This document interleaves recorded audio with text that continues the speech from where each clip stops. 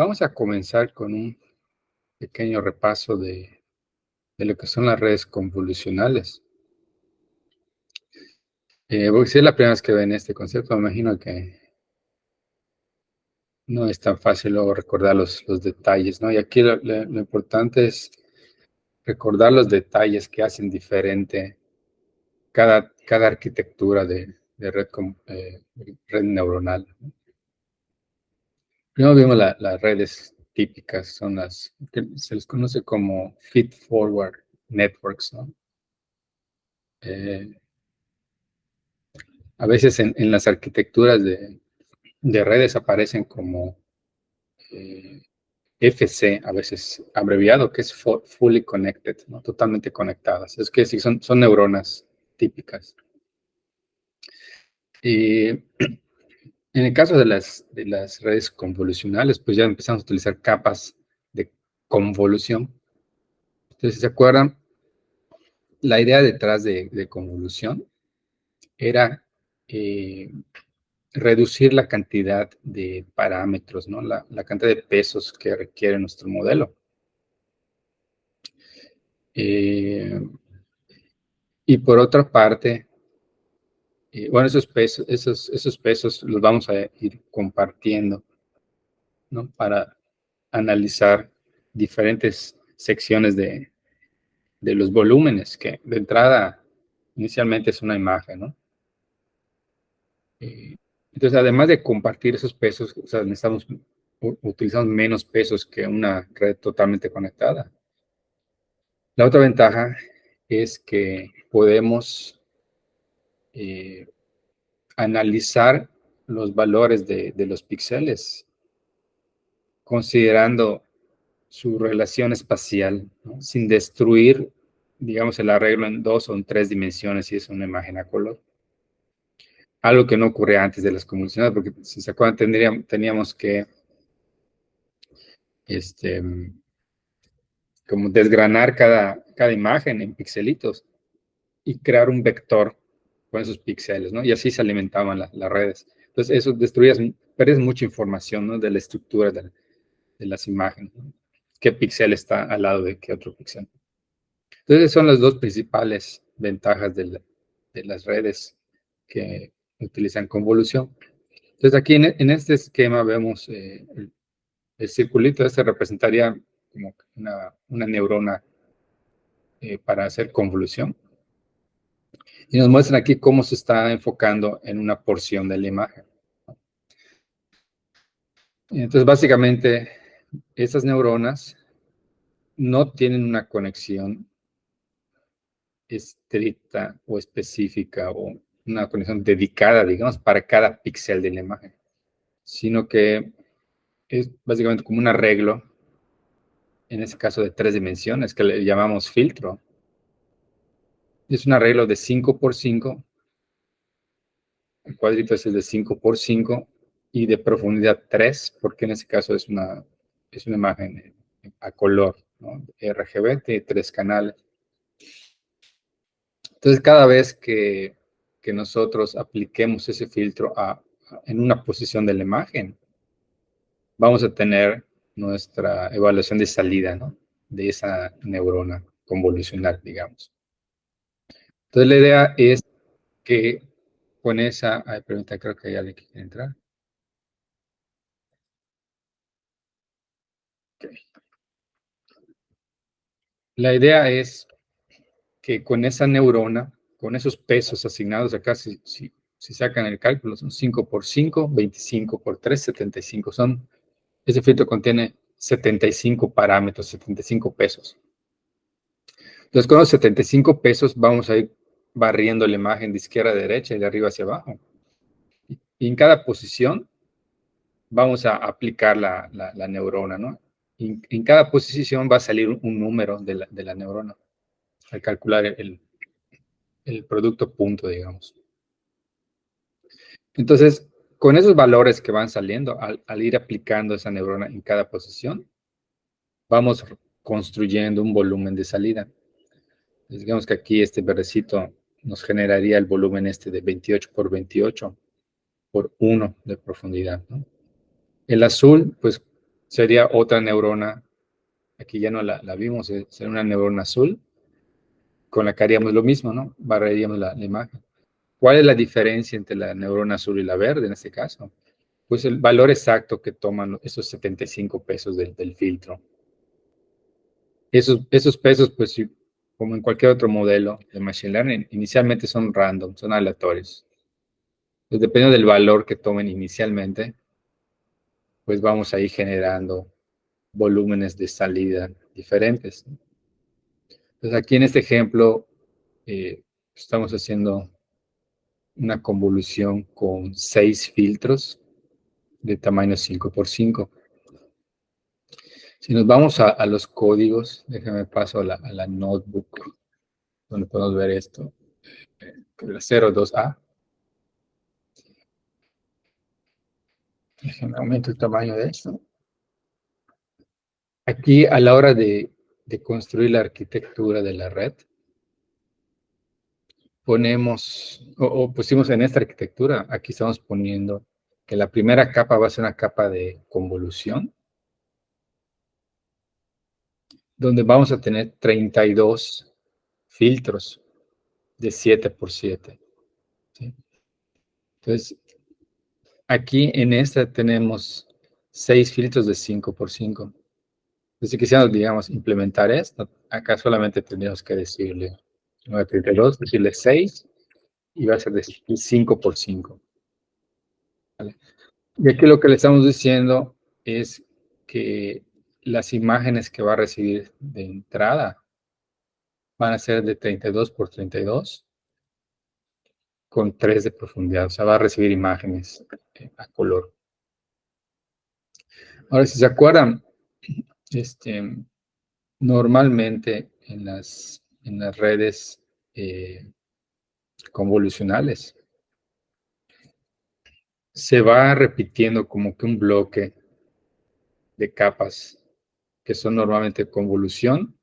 Después que aplica la convolución, aplicas una función de activación que en la actualidad normalmente son ReLU, son funciones ReLU. Después se hace normalización y luego se hace un max pooling. Entonces eso es lo que vemos acá. Tenemos la convolución, luego internamente dentro de la función de convolución, Keras nos permite definir de una vez qué función de activación vamos a aplicar, que en este caso es ReLU.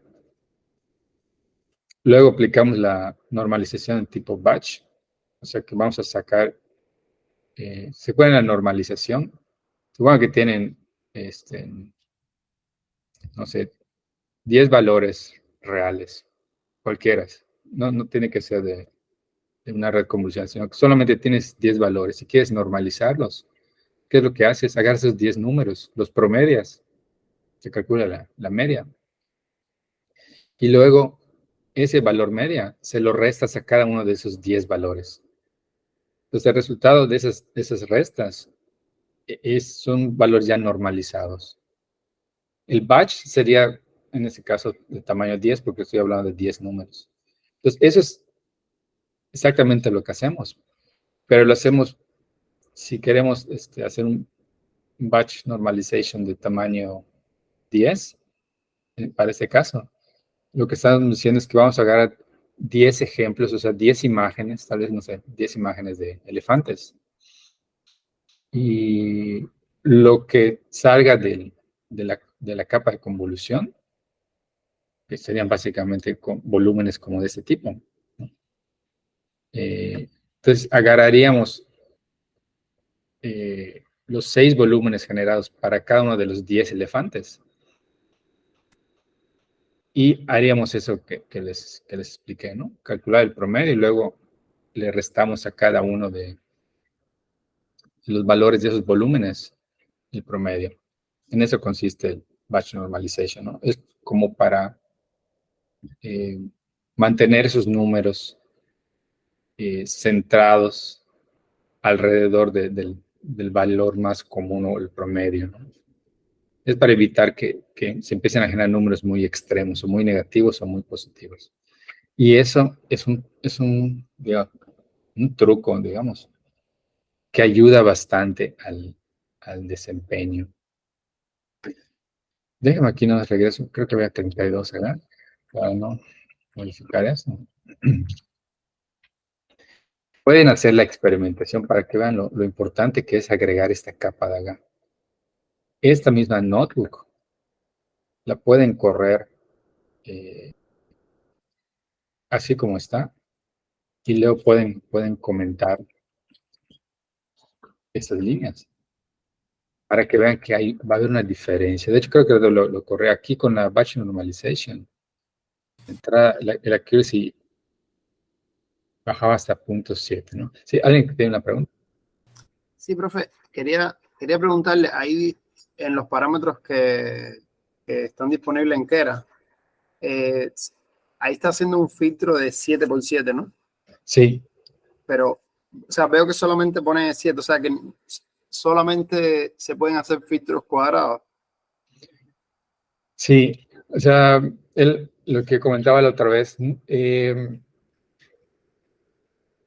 o sea, yo creo que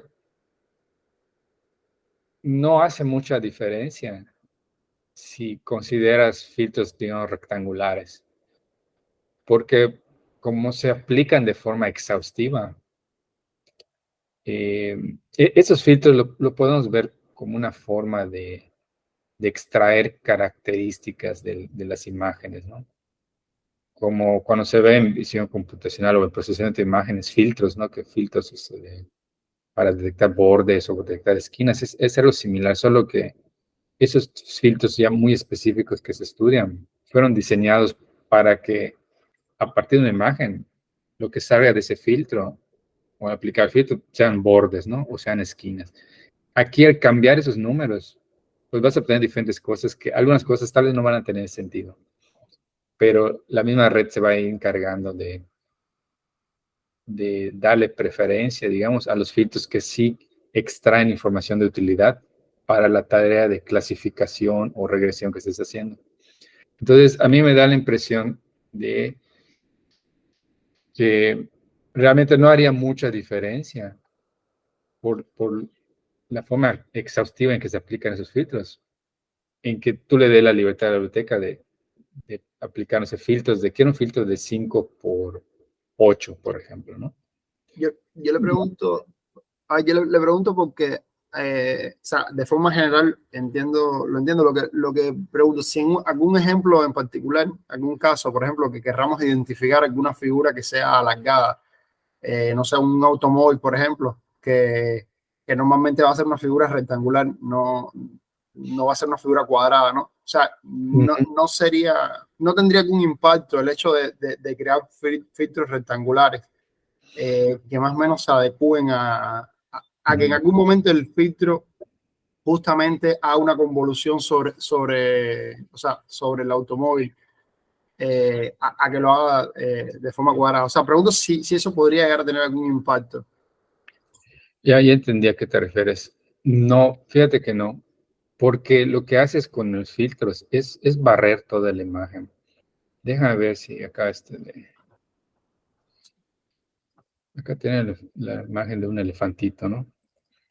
Vamos a hacerlo con este elefantito. A ver, no sé si acá. Por ejemplo, ahí está, mira, supongo que ese es el kernel.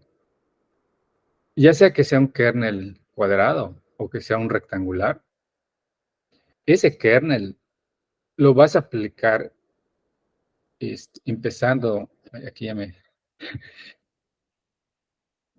cuando que empieza así rectangular, lo vas a aplicar aquí, luego lo vas a correr y lo vas a aplicar tal vez 2 columnas hacia la derecha, y cuando llegues al final, empiezas otra vez desde la izquierda, pero tal vez un renglón hacia abajo. Entonces, no importa si es rectangular o cuadrado. Al fin y al cabo, vas a terminar aplicándolo a toda la imagen, vas a terminar barriendo la imagen.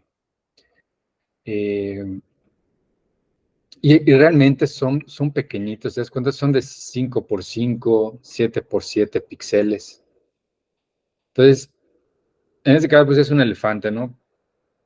Se aplican tan pequeñito, a una escala tan pequeña que no vas a requerir que tu filtro abarque toda la la imagen, ¿no? Bueno, al menos que, por ejemplo, de toda la imagen, no sé, acá al fondo parezca un vehículo, ¿no? Como unos, no sé, unos 700 metros atrás del elefante. Entonces, obviamente, si tienes un rectangulito así, pues vas a abarcar todo el auto, ¿no? Pero eso es lo de menos, eso no importa. O sea, eso básicamente son tan pequeños los filtros en comparación con las imágenes que se procesan que no es irrelevante, digamos, ¿no? Si es cuadrado o rectangular. Ya, Si perfecto. alguien tiene otra pregunta. A ver. Eduardo, veo que levantas la mano. Sí, doctor, buenos días, buenos días. Hola, buenos días. Doctor, nomás para recordar un poco, ahora el entrenamiento de estas redes, ahora es sobre los pesos de esos filtros, ¿verdad? Más quiero recordar, ¿no? A ver si. Sí, de hecho, eso estamos ahorita repasando porque ahorita vamos a ver como recurrentes, entonces para que vean cuál es la diferencia, ¿no? Entonces, es lo que comentábamos. Aquí en las convolucionales, cada neurona ya no vamos a tener una conexión, digamos, para cada uno de los píxeles de la imagen, ¿no? Que era como ocurría antes de las convolucionales, sino que ahora cada neurona va a tener un número pequeño de pesos, de parámetros, ¿no? Que en este ejemplo de acá 5 por 5 por 3 significa que va a tener 75 pesos, ¿no? Y esos pesos, ¿cómo los vamos a utilizar? Los vamos a compartir para procesar toda la imagen. Entonces, es este barrido que estaba explicando ahorita con la imagen del elefante, ¿no? La pondremos primero acá a la izquierda, arriba. Aplicamos la neurona, que sería calcular la entrada neta, ¿se acuerdan del producto punto de valor de píxel por el peso correspondiente ubicado en esa posición? Para todos los píxeles. Y luego esos productos los sumamos. Entonces, aquí en este código lo que estamos diciendo es que una vez que calculemos esa entrada para cada neurona, esa entrada la vamos a evaluar en la ReLU, que si ustedes se acuerdan, la ReLU, todos los números que son negativos, te devuelve cero, ¿no? Y de cero y cualquier número positivo te devuelve ese mismo número. O sea, básicamente lo único que hace es convertir los números negativos a ceros. Y eso es lo que pueden ustedes considerar como que sea la salida de aplicar esta neurona, este filtro, sobre toda la imagen, ¿no? Al ir aplicando la posición por posición, vas a obtener un número, un real de salida, y con eso vamos reconstruyendo este volumen verde.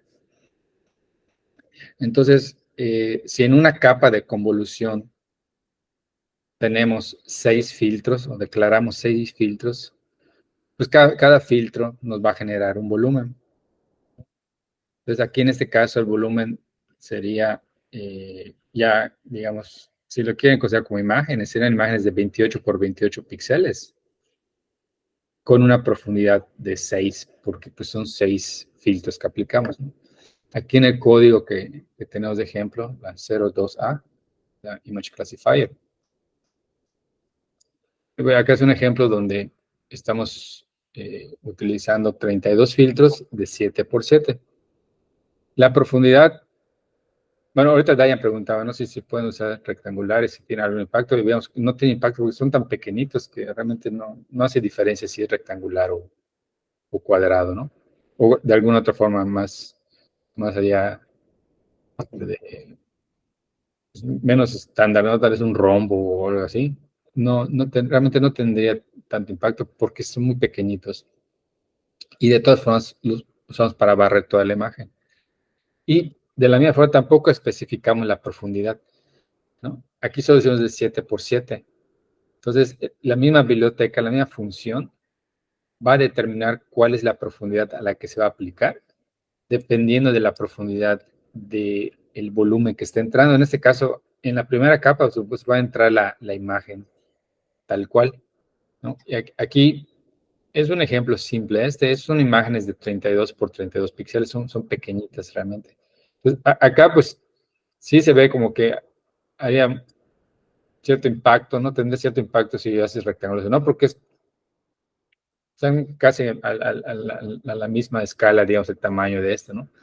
Pero las imágenes que normalmente se procesan son imágenes grandes, ¿no? De miles por miles de píxeles o más. Entonces, el volumen no lo tenemos que especificar, la profundidad, digamos, del filtro no se especifica. ¿Sí? ¿Alguien tiene otra pregunta? Y profe, le quería preguntarle ahí en qué era dónde se define las capas, cada cuántas unidades se van a aplicar. Por ejemplo, si se van a aplicar cada una unidad, cada dos, no sé. Bueno, las capas, ¿Cuántas veces se va a correr hacia el lado? bueno, si va a haber cuando se va corriendo el filtro, dice, ¿no? Si se va a correr una columna o dos columnas. Sí, exacto. Fíjate, normalmente no lo especificamos, pero creo que es el siguiente argumento. Déjame lo checo. Bueno, aquí, antes de checar eso, Rubén, solo dame chance para comentar, para recordarles en Keras en la página tiene la sección de aplicaciones. Y acá está una lista de redes que se han propuesto ya hace algunos años. Algunos son más recientes que otros. Y aquí ustedes pueden checar las arquitecturas y cómo reutilizarlas. De todas formas, ahorita vamos a repasar aquí el otro notebook que tenemos. Cómo utilizarlas tal cual o cómo aplicar lo que llamamos transfer learning, ¿no? Que es, digamos, como que hacer un pequeño fine tuning, ¿no? Un ajuste ya fino para imágenes de nuestra propia aplicación, ¿no? De nuestro propio interés. Entonces aquí vamos a ver en layers,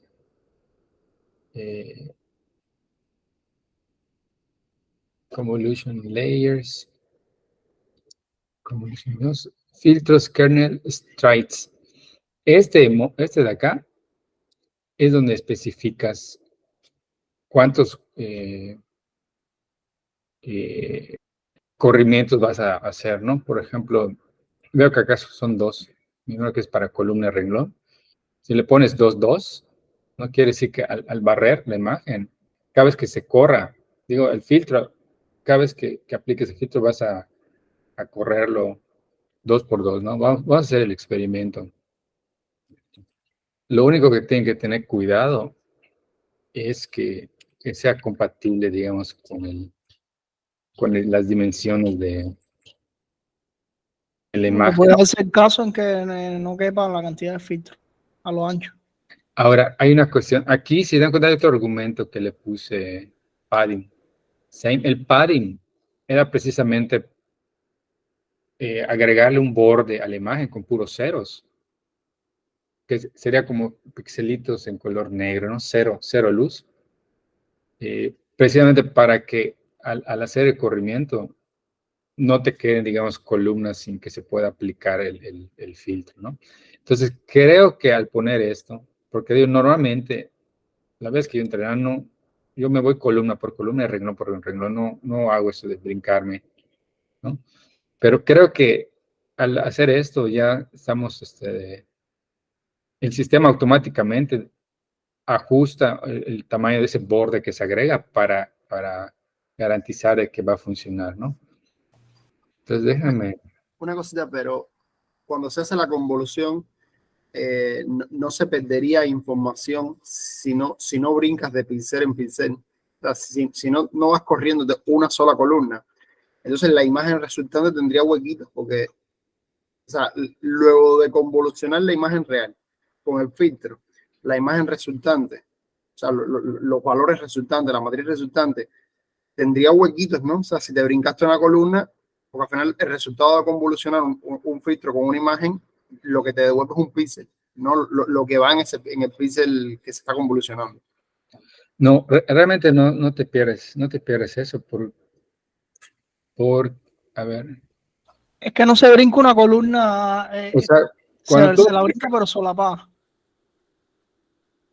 O sea, un filtro cae dentro del otro. Y es que de todas formas, por ejemplo, imagínate que dices, no, pues lo voy a aplicar aquí en esta esquina y luego me brinco hasta la otra esquina. Lo que va a ocurrir es que solamente vas a tener 2 valores de salida. Exacto. Claramente sería malo hacerlo así, porque todos los píxeles de medio te los saltaste, ¿no? O sea, los ignoraste. Entonces, no es que sea una imagen que tenga huequitos, sino que vas a crear una imagen. Punto que ya lo voy a aplicar aquí en las 4 esquinas, digamos, ¿no? Entonces vas a tener un volumen de salida de 2 por 2, pero ignoraste toda la información que está en medio de la imagen. Entonces, no tendría sentido hacer algo así. Sí, claro, claro. Ahora, si te vas corriendo, digamos, de cada 2 columnas o cada 3 columnas, como tu filtro, pues, bueno, tendría sentido hacer algo así si tu filtro es, haz cuentas, de 7 por 7 y vas a hacer corrimientos tal vez a lo mucho de 3, tal vez, ¿no?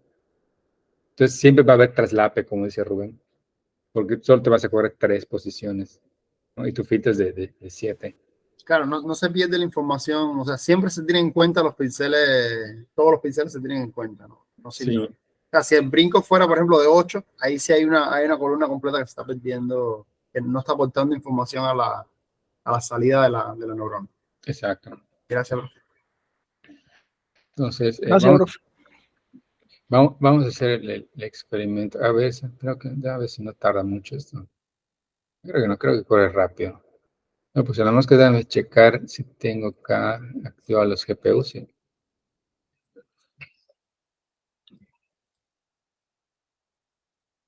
Primero lo voy a correr así. Ese sería como que el default, ¿no? Ese no tendría sentido ponerlo porque pues ese es por default y agarra sprites de 1 y 1. Entonces ahorita que corra,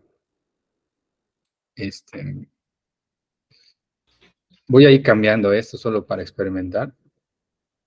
Según yo, como aquí ya especificamos que queremos que padding same significa que queremos que el volumen de salida sea del mismo tamaño. O sea, como aquí va a entrar de 32 por 32, al decir padding same, es decirle, ¿sabes qué? Hazle como tengas que hacerle. Agrégale el borde que tú requieras para que la salida sea de 32 por 32. ¿Sí? Porque si se acuerdan, si ustedes no le agregan padding y aplican la convolución, siempre se va a ir reduciendo el tamaño de la imagen, ¿no? Dependiendo de qué tan grande es el kernel, el filtro. Al decirle eso, es decir, ¿sabes qué? Tú ajustale automáticamente el borde para que tengamos como salida siempre 32 por 32. Bueno, aquí ya corrió, creo. Sí, ya corrió. Entonces vamos a hacer el experimento, por ejemplo,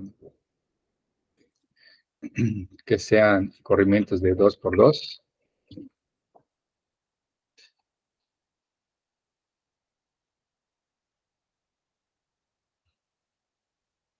Vamos a hacerle, estando aquí, que corra de aquí en adelante, run after. A ver si no marca algún error. No, aquí no. Ya no marca error. Obviamente también, por ejemplo, si tú haces un corrimiento, en este caso de 2 por 2 o de 3 por 3, pues obviamente va a ser menos el procesamiento, ¿no? Porque no lo estás haciendo renglón por renglón en línea, o sea, de columna por columna. Entonces, allá vas a tener un beneficio en cuanto al tiempo va a correr menos. Sobre todo si vas a procesar muchas imágenes. Digamos, ese tiempo que vas a ahorrarte por cada imagen, al multiplicarlo por todas las imágenes, pues es menos el cómputo. Habría que ver si el desempeño o sea, si la calidad, ¿no?, de la solución no se ve afectada. Por cierto, ahorita que corrí si dan cuenta, lo corrí ya con la capa de normalización comentada, ¿no? O sea, que no aplicamos normalización. Y aquí en el accuracy llegamos hasta 0.1, o sea que es el 10% de esas imágenes las está clasificando correctamente. Vamos a aprovechar de que estamos corriendo estos experimentos. Vamos a hacer que sí aplique la normalización saliendo de la convolución antes del pooling, ¿no? Y así como está, vamos a correrlo otra vez. Run after. Para ver la diferencia en el accuracy. Aquí desde la época 6 ya tenemos accuracies de 0.4, o sea, 40%. punto 6. Bueno, aquí llego hasta punto 6, ¿no?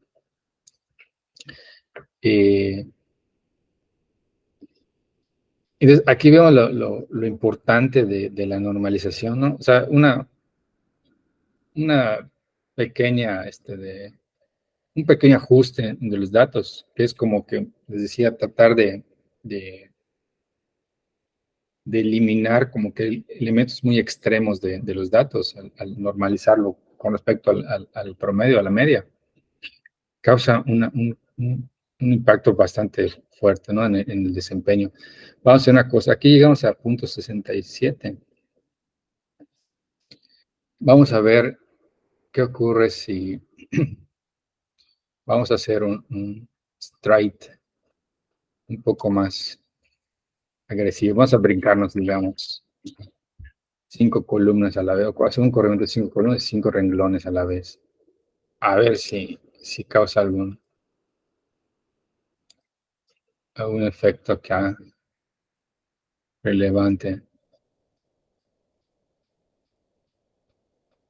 Si hay alguna diferencia.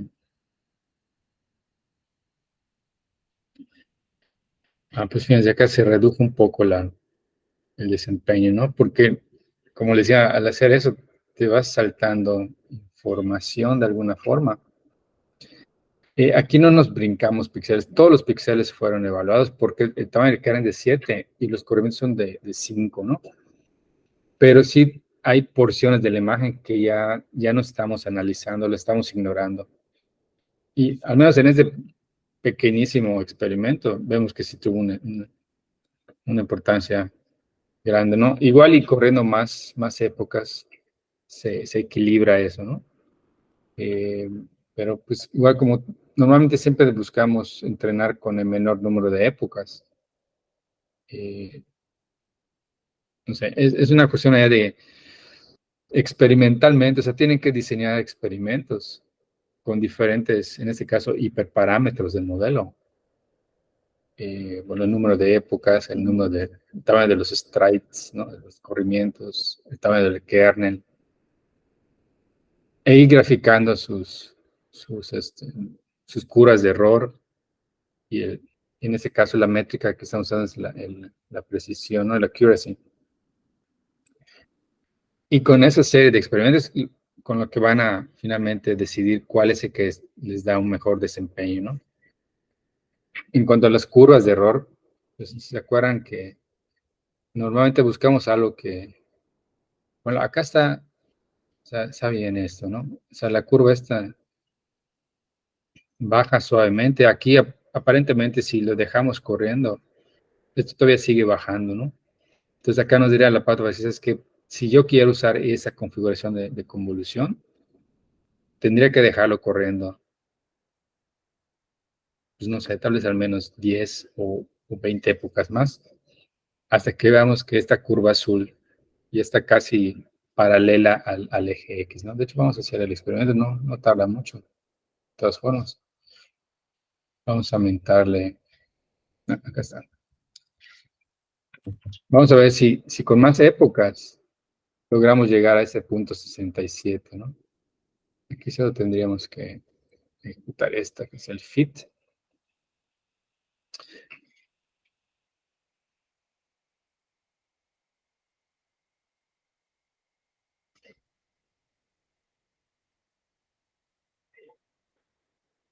Pues fíjense, ¿no? O sea, entrenamos 20 épocas más y no logramos llegar al punto 67, ¿no?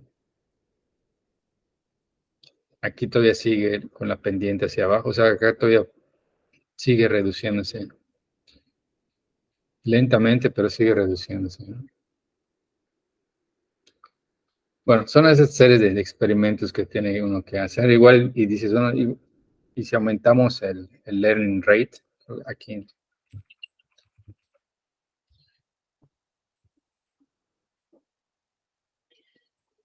poner uno muy agresivo a ver qué ocurre, con la idea de que baje más rápido el error, a ver si no es contraproducente.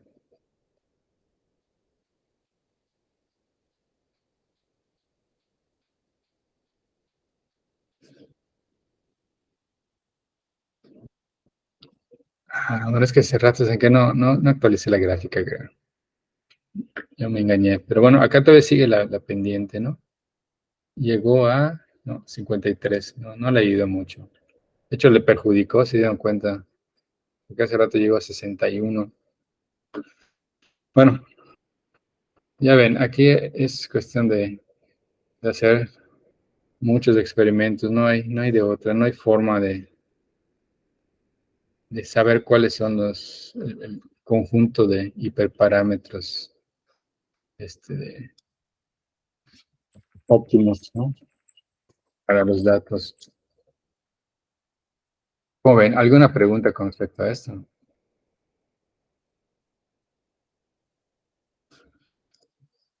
A ver, Eduardo.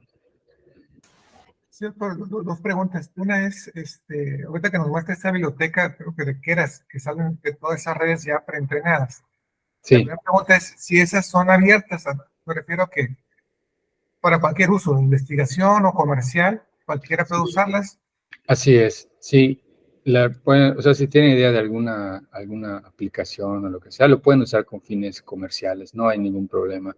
Digamos, tienen, creo que por ahí en algún lado está especificado, ¿no? Las licencias open source. Ya ven que hay diferentes variedades de licencias, ¿no? Pero normalmente las puedes usar para aplicaciones comerciales, no hay ningún problema. Okay. De hecho, hoy que veamos un poco de Transformers, vamos a hablar de los modelos Transformer, que son principalmente para procesamiento del lenguaje, ¿no? Como el famoso ChatGPT, ¿no? Hay una plataforma que se llama Hugging Face, es esta que les estoy mostrando. Hace ratito la vemos con más detalle, pero acá hay un montón de modelos y no sé si alcanzan a ponerlo acá, para procesar diferentes tipos de datos. Por ejemplo, acá te dice texto, para pasar de texto a imagen, o a partir de texto generar video, o al revés, ¿no? A partir de imagen genera texto.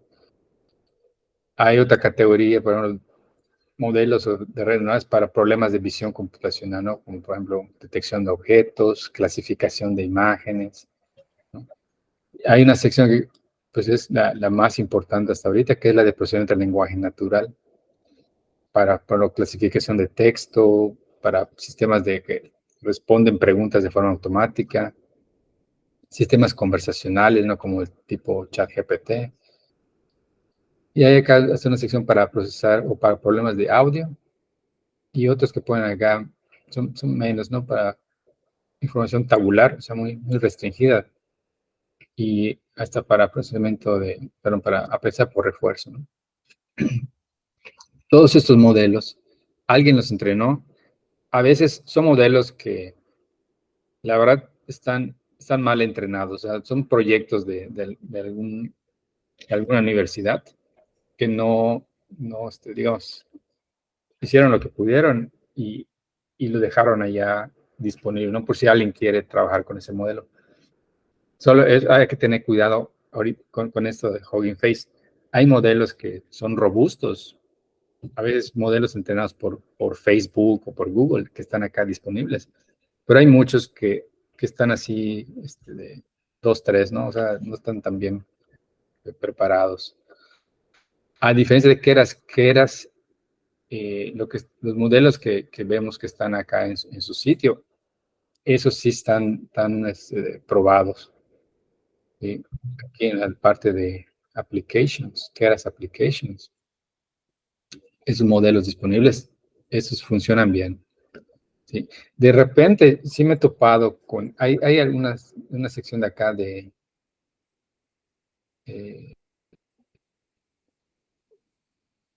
bueno, hay algunos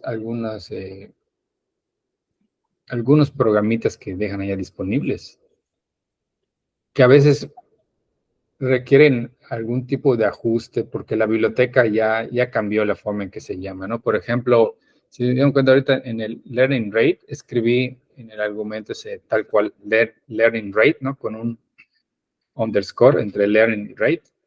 Anteriormente se ponía LR nada más, ¿no? Entonces, esos cambios así ligeros que sufre la biblioteca, a veces sí les falla a los de Keras y tienen por ahí algún código donde no lo han actualizado. Entonces tú lo corres y te marca error, ¿no? Pero normalmente es algo de eso, de que ya cambiaron el nombre de la variable o del parámetro. Pero por lo general funcionan bien todos esos modelos. En Hugging Face no es así, o sea, hay que tener cuidado y hay que checar. A veces tienes que checar varios modelos. Bueno, tengo un tesista que trabajó con sistemas más bien de question answering. Nuestra idea al final era trabajar como un chatbot de dominio cerrado, o sea, un chatbot que te responda a preguntas sobre un dominio específico. Pero realmente tenemos trabajando con question answering, que es pregunta y respuesta, ¿no? Te podría servir como la base de un chatbot, pero sería algo muy básico porque en question answering son aisladas, o sea, cada pregunta y respuesta está aislada. Entonces es como que platiques con alguien que no tiene memoria, ¿no? Le puedes preguntar lo mismo 1000 veces y te va a contestar lo mismo. No va guardando una secuencia de lo que se está platicando en esa conversación. Y entonces para ese proyecto de tesis, Oscar tuvo que checar varios modelos, qué modelos están disponibles y cuáles están más robustos. Ese es el único detalle aquí en Hugging Face. Pero tanto los modelos que pueden encontrar en Keras como aquí en Hugging Face, ustedes los pueden utilizar ya sea para investigación o como base, ¿no? Para un desarrollo tecnológico comercial, con fines comerciales. Ok, doctor, muchas gracias. Doctor, y última pregunta. El parámetro de strides que estaba modificando exactamente qué es lo que hace. Ese es para indicar el corrimiento que vas a utilizar a la hora de aplicar la convolución. Ya ves que barremos toda la imagen. Entonces, primero lo aplicamos arriba a la izquierda y luego lo corremos. Creo que está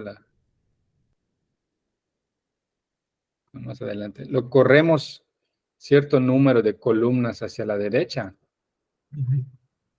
¿no? Entonces, ese corrimiento, por default, solo corre el filtro una columna. O si lo hace correr hacia abajo, lo corre un renglón hacia abajo. Pero si tú quieres que se corra 2 columnas, solo le dices allá strides 2, ¿no? 2 columnas y renglones. Entonces, es ese corrimiento para ir aplicando el filtro.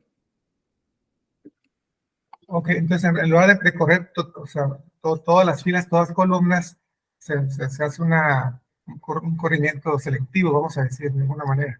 Exacto, o sea, se va brincando posiciones. Ok.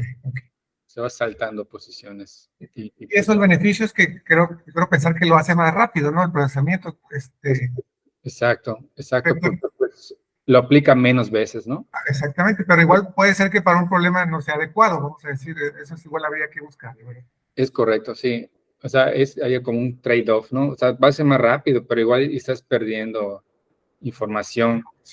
Y es lo que ahorita estamos experimentando, ¿no? Al hacer ese corrimiento, o de 5x5, aquí vemos que llegaba a lo mucho a una accuracy de 53%, porque ya se está empezando a brincar información que es relevante, al menos para estas imágenes que son pequeñas, son de 32x32. Igual y si estas imágenes fueran de 5000x5000, igual y no pierdes tanto, ¿no? Porque son enormes las imágenes, pero como esas son pequeñas, están casi pixeleadas las imágenes, pues sí es mucho lo que estás perdiendo, ¿no? Aquí todo es un corrimiento, por ejemplo, de 2 columnas. Vamos a correrlo. Entonces, ese es el trade-off que tienes que ver, ¿no? Sí, ganas en velocidad, pero igual estás perdiendo información, ¿no? Por ejemplo, aquí ya, desde la época 16, ya llegó a 60%, ¿no? 69%, 70%, 73%. No, subió a 73 y luego bajó, ¿no?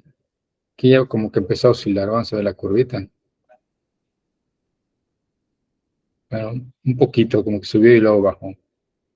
Pero fíjate, simplemente al cambiar ese shift, el tamaño de ese shift de corrimiento, de 5 a 2, logramos llegar de un 50% a un 70% de accuracy, ¿no? O sea, sí causó un impacto fuerte. Principalmente pienso que es porque las imágenes son pequeñitas, son de 32 por 32, ¿no? Yo creo que si hiciéramos ese experimento, pero les digo, con imágenes tal vez de 1000 por 1000, no va a haber mucha diferencia tal vez, ¿no? Pero es cuestión de hacer el experimento y ver la curva de error y la accuracy final.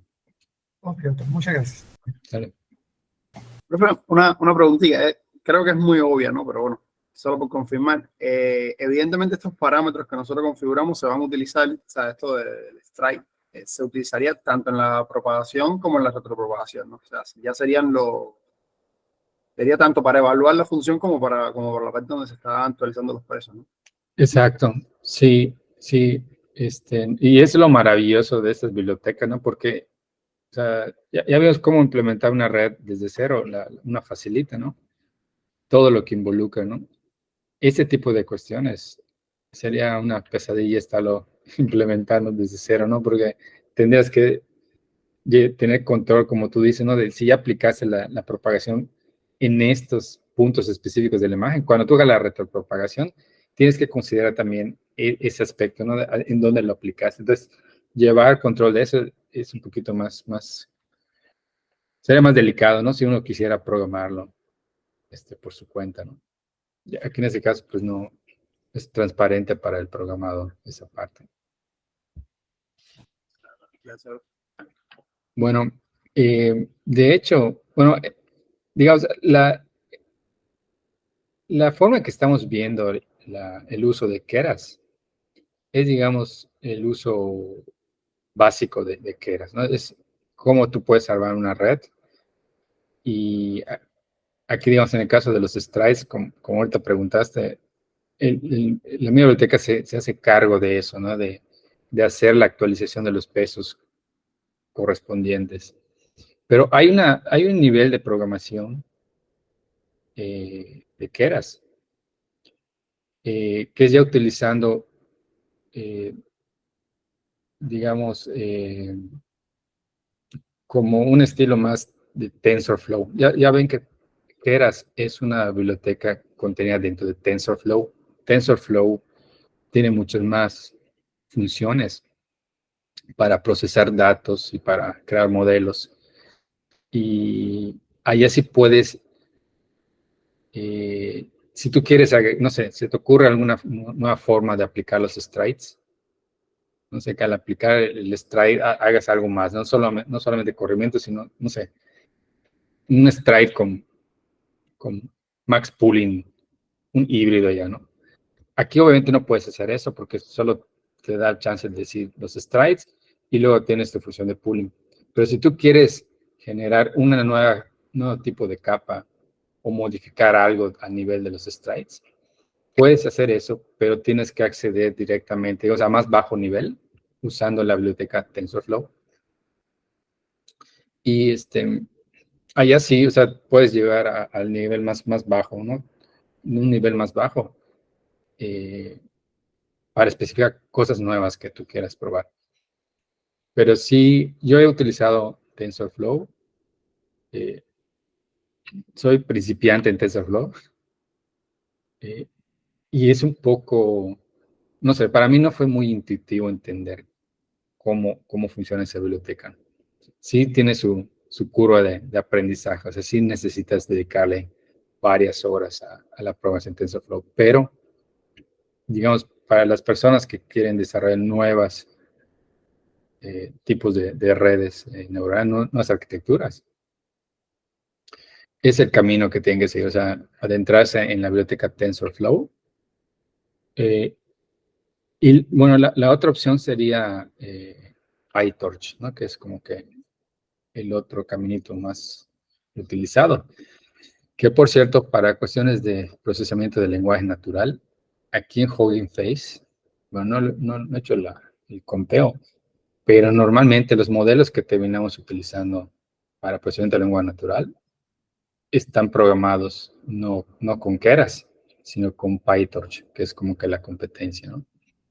Entonces, dependiendo de el nivel al que quiera uno trabajar y a veces hasta el dominio que quieras trabajar, por ejemplo, si quieres trabajar con procesamiento de lengua natural, son las funciones o las bibliotecas en las que te debes enfocar, ¿no? Pero digamos, en general, Keras te ayuda a un nivel general, ¿no? Si ya quieres hacer ítem muy específico en algún problema, allá sí sería recomendable meterse a la biblioteca más amplia, ¿no? Que es la biblioteca de TensorFlow. Porque de hecho hay una versión, TensorFlow hay versión 2 actualmente, pero hay una versión que es especial para las empresas. Se llama TFX, TensorFlow Extended, creo que se llama. Y esa biblioteca tiene aparte opciones para crear lo que le llaman pipelines, ¿no? Entonces, toda una secuencia, así como creamos la arquitectura de una red aquí con Keras, ¿no? La primera capa es convolución, luego normalización y así. Pues el pipeline es de dónde va a agarrar los datos, qué procesamiento se le va a hacer a los datos, qué red neuronal se le va a aplicar a los datos, cómo se va a probar ese modelo y cómo se va a hacer el deployment, cómo se va a copiar ese modelo al servidor donde va a estar funcionando, ¿no? Ya sea en Kubernetes o alguna otra plataforma que utilice el cliente, ¿no? Y está todavía más técnico, pero eso es lo que utilizan actualmente todas esas empresas grandes que utilizan, por ejemplo, muchas de las tiendas en línea utilizan estos, ¿cómo le llaman? Anuncios patrocinados, ¿no? Sponsored ads, ¿no? Que dependiendo, por ejemplo, en Reddit, ¿no? Cuando entran ahí a ver alguna información, les salen anuncios. Entonces, esos anuncios tienen que ver con la información que están mostrando en pantalla. Entonces, Reddit tiene modelos en TensorFlow para hacer eso. Entonces, como constantemente tienen que estar actualizándolos. Existe esta versión de TensorFlow Extended que te permite tener control sobre todo el pipeline, ¿no? Toda la tubería, digamos, todos los procesos, desde que le proporcionas un dataset al modelo hasta que el modelo ya está funcionando en línea, ¿no? Pero, pues sí, o sea, el nivel técnico para manejar eso sí es más elevado. Y pues requiere sus horitas de estudio ya, ¿no? De la biblioteca. Sí, alguien tenía una pregunta. Eduardo, dime, Eduardo. Sí, doctor, ahorita que platica de diferentes plataformas, vamos a decir, yo entiendo que dependiendo de la aplicación, pues, o también incluso de la experiencia que tengamos a lo mejor, ¿no? En el uso elegiríamos una u otra, pero en algún momento para alguna aplicación se pudiera hacer combinación, así por decir, sabes que para este proceso, esta herramienta se me hace más adecuada, más cómoda, y para este otro esta otra, o sea, hacer una combinación de plataformas en tu aplicación, ¿es posible? Sí, sí es posible, sí es posible. Realmente cuando hablamos de desarrollar redes neuronales o modelos de machine learning, son básicamente como que dos opciones que hay. O trabajas con Keras o trabajas con PyTorch. O sea, PyTorch tiene su sintaxis igual, sus funciones para crear esto que estamos viendo acá. Tal cual no son compatibles. Pero siempre hay formas de conectar, ¿no? Por ejemplo, en otro proyecto de tesis que tuve con una alumna, ella combinaba dos redes, una red GAN para generar imágenes fake de personas. Y esas imágenes luego servían para entrenar una red para reidentificar personas. Entonces, creo que la GAN estaba implementada en Keras y la red de reidentificación estaba implementada en PyTorch. Y nosotros necesitamos que el modelo generado por Keras lo pudiera entender el código en PyTorch. Entonces, encontró mi estudiante un módulo, un código para convertir el formato que utiliza Keras para almacenar las redes neuronales, sus modelos, para convertirlo, digamos, traducirlo al formato que entiende PyTorch. Entonces, como, digamos, los dos son muy utilizados, sí surge esa necesidad, ¿no? De poder a veces de interconectar modelos implementados con diferente lenguaje, ¿no? Entonces, existen algunas de esas cuestiones de traducciones, ¿no? Ahora, igual y para la aplicación que requieres, no necesitas que se entiendan los dos códigos, ¿no? Tal vez igual solo requieres las imágenes que genera una red en Keras y esas imágenes se las pasas a PyTorch, ¿no? Entonces, allá no requieres nada extra, solo es compartir las imágenes, ¿no? Pasárselas a la imagen. Pero sí hay formas de este tipo, ¿no? Y dependiendo de la aplicación, es algo igual que les quería comentar hoy. Como hay muchas empresas ya que están trabajando con esos modelos y muchos los dejan open source, si ustedes tienen pensado trabajar en alguna aplicación en específico, chequen bien en Internet qué software hay ya disponible, porque a veces lo único que necesitas es hacer algo como transfer learning, tal vez, ¿no? La verdad, te estaba yo viendo para procesar audio. Hay una biblioteca que se llama JAM-N o algo así, que es básicamente una red que está entrenada para procesamiento de audio, ¿no? Y según entiendo es como que lo más avanzado. Entonces, si van a trabajar con audio, pues chequen cuál es el software más desarrollado y gratis para eso. Entonces, en el caso de audio, yo sé que esta Jam es una de las que se utiliza, solo que yo realmente no trabajo mucho con audio. Normalmente yo trabajo con imágenes, con video o con texto, ¿no? Pero bueno, en el caso de las imágenes, para los que quieren hacer alguna aplicación de detección de objetos en imágenes, pues hay una red que se llama YOLO. Y ya está en la versión, no sé, versión 7, versión 8. Hay versiones que ya son comerciales, tienes que pagar para utilizarlas. Pero hay versiones de esa misma red que están open source, son open source y las pueden utilizar, ¿no? Entonces, para cada tipo de aplicación hay normalmente ya modelos que pueden utilizarse de forma gratuita. Entonces, ahí solo es ver si el modelo que tú quieres lo implementaron usando PyTorch o Keras, ¿no? Y les digo, normalmente los modelos de procesamiento de lenguaje natural normalmente vienen en PyTorch. Muchos los programan en PyTorch. No sé por cuál sea la razón, pero eso es lo que nota uno cuando empiezas a checar los modelos, ¿no?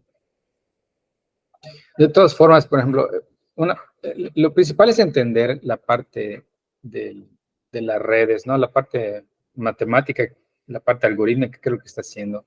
Porque al fin y al cabo, la sintaxis normalmente es, al menos a un nivel así como lo estamos viendo ahorita, es fácil de ir entendiendo cómo está organizado la sintaxis, ¿no? Cómo llamar las funciones. Hay muchos ejemplos en Internet. Entonces, yo he checado algunos códigos en PyTorch. Sí es diferente a Keras, pero no es tampoco así que te estén hablando en chino, ¿no? O sea, es solo ir checando cómo llamar cada función. Y muchas veces no necesitamos codificar desde cero. A veces ya hay redes, códigos que podemos agarrar como base. Y primero solo es entender, ¿no? ¿Qué es lo que hace ese código? Para saber en dónde tenemos que agregarle algo, quitarle algo. Entonces, no es realmente, a ese nivel de programación no es tan complicado. La otra nivel que les decía es cuando tú quieres crear un nuevo tipo de capa o algún tipo de operador nuevo, pues allá sí tienes que irte a más bajo nivel para poder agregar una función más que sea compatible con el resto de las clases que ya vienen programadas, ¿no? Ya sea en Keras o PyTorch. Entonces sí es posible. Siempre hay formas como siempre decimos, en el peor de los casos, hace que se comuniquen por medio de archivos de texto, ¿no? Pero ese es el peor de los casos. Normalmente sí hay formas hacerlo un poco más eficiente. Ok, doctor, muchas gracias. ¿Vale? Bueno, aquí igual abrí la Notebook 05. Esta es la BGG 16.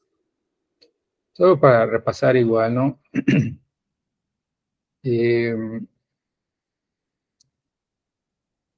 ¿Cómo se debe llamar? Cada una de esas redes tiene una ruta diferente dentro de la biblioteca, ¿no? Para llamarlo. Entonces, eso lo pueden checar aquí en la tablita. ¿No? Por ejemplo, en este caso estamos hablando de la BGG 16. Pues aquí en la sección les dice, debe traer por aquí un ejemplo. A ver, ¿dónde está el ejemplo de esto?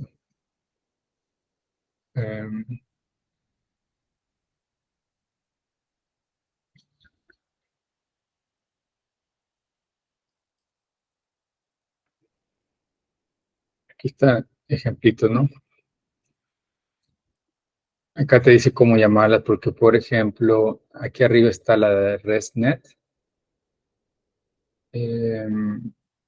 Bueno, aquí no hay mucha diferencia, solo el nombrecito, ¿no? De ResNet 50 a BGG 16. Pero a veces dentro del código para utilizar trae algunas funciones extras. Por ejemplo, aquí, esta de BGG 16, solo estamos llamando que sea preprocessing input para preprocesar la entrada. Pero no tiene esta que sí tiene la ResNet, ¿no? Que es el Decode Predictions. Entonces, hay funciones que sí vienen implementadas como parte de esa red. Y hay otras redes que no tienen esas funciones. Entonces, solo es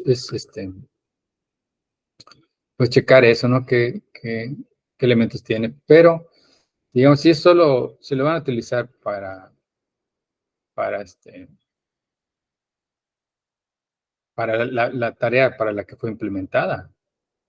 Pues es así de fácil como está acá, ¿no? La notebook esa que les puse. Es ese código simplemente, es abrir la imagen. Acá en este caso la imagen que estoy cargando es la del elefantito. Hay unas dimensiones específicas. O sea, hay un intervalo de tamaños que puede procesar cada modelo. Eso lo dice también aquí en la especificación. A ver.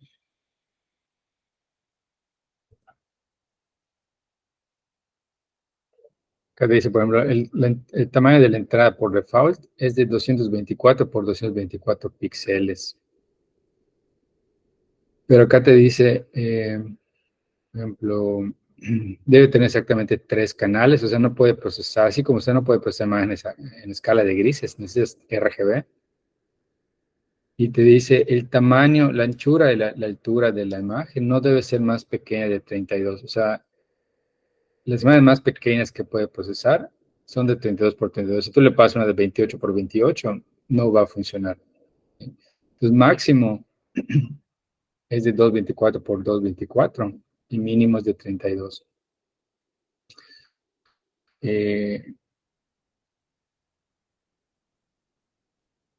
Sí.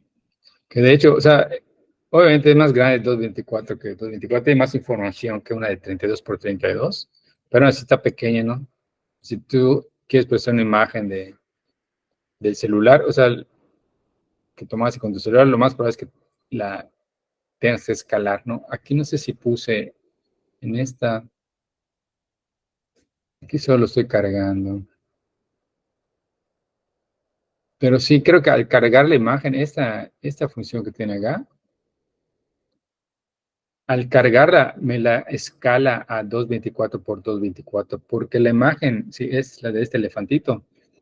La imagen esa del elefante, pues es más grande que 224 por 224. No sé qué tengan la información. View details.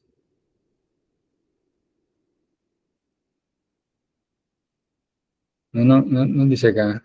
No dice el tamaño de que ocupan. Pero definitivamente es más grande que 224 por 224, ¿no? Entonces esa función te la reduce básicamente, ¿no? Para poder trabajarla. Entonces cada red es diferente. Por ejemplo, en el caso de la ResNet, que es la que tenía esas capas residuales, ¿no? Que se brincaba capas para... Hay información que la paso directamente. Vamos a ver. A ver, esta es la BGG. La ResNet 50. No, es igual que ese, 224, 224, no más pequeña que 32. Vamos a checar una más a ver si hay alguna variación. Vamos a Inception B3. Esta puede ser de 299 por 299. Y aquí lo más pequeño es 75 por 75, ¿no? O sea, es un poquito más grande la requiere que las otras, ¿no? De 32 por 32. Entonces, tiene sus pequeñas diferencias. Solo es checar eso, ¿no? De la red que quieras trabajar. Y pues lo más importante es cómo aplicar Transfer Learning, que es lo que se hace actualmente. O sea, hay muchos modelos por ahí que están entrenados. Y lo que hacemos normalmente es reentrenarlos, pero con los datos de nuestra aplicación en específico, ¿no? Hacer un fine tuning. Entonces, esta ResNet, si no me equivoco, es donde les puse esto. A ver, déjenme checar, ¿no? Sí, reentrenando la ResNet 50. Eso lo pueden hacer con cualquiera de esas redes que están allá. Entonces, primero yo abrí igual la imagen del elefantito, le pedí que la clasifique. Ya nos dijo que es un elefante Tusker. Y luego aquí vuelvo a cargar el modelo, porque si se dan cuenta aquí arriba, cargo el modelo ResNet y solo le digo, usa los pesos de ImageNet, o sea, los pesos que se utilizaron o que se generaron al entrenar esta red con la base de datos ImageNet. O sea, ya entrenada y clasifica acá el elefante, ¿no? Luego acá abajo vuelvo a cargar. Digo, ¿sabes qué? Ahora quiero cargar otra vez esa mi red con los pesos de ImageNet ya preentrenados. Pero le agregué dos argumentos más. Primero le puse include top false. O sea, le estoy diciendo, no agregues la cabeza de la red. La cabeza es, digamos, la última capa que hace la clasificación. Y aparte igual le dije, y ahora esta red quiero que reciba entradas de 100% a color, ¿no? De 3 canales. Entonces ya este modelo aquí, ya lo cargué de una forma que ahora me va a permitir cambiarle la cabeza de la red, o sea, la última capa donde va a ser la clasificación. Aquí imprimí solo la topología para que vean cuántas capas tiene. De hecho, no, sí tiene un montón. Tiene muchísimas capas esta red. Y entonces aquí, ¿qué es lo que hago? Aquí de entrada descargué otra base de datos de un sitio de Google, que son fotos de flores. Esa base de datos trae fotos de 5 tipos de flores diferentes, ¿no? Y pues para ese experimento yo solo me quedé con las flores de rosas y flores de girasoles. Acá solo escogí esas flores, que son más o menos de ese tipo. O sea, son imágenes donde aparecen ese tipo de flores, no es que sean las flores así cortadas, ¿no? Exactamente. Entonces no es tan sencillo esa tareita. Entonces lo que yo hago aquí en este código es reutilizar la ResNet 50 que ya fue entrenada con ImageNet. O sea, ya es una red que todas esas capas de que vieron de convolución ya son muy buenas para extraer características de las imágenes. Que luego esas características en la capa cabeza, en la última capa de la red, que son totalmente conectadas, esa capa ya con la información que extrajo las convoluciones puede hacer una buena clasificación. Entonces mi idea es, ok, voy a hacer una aplicación porque a mí solo me interesa discriminar entre rosas y girasoles, ¿no? Entonces aquí ya tengo mis datos listos para entrenar. Bueno, aquí le hago un cambio igual de tamaño. Todo ese código de acá es para cambiar la escala de las imágenes, ¿no? Y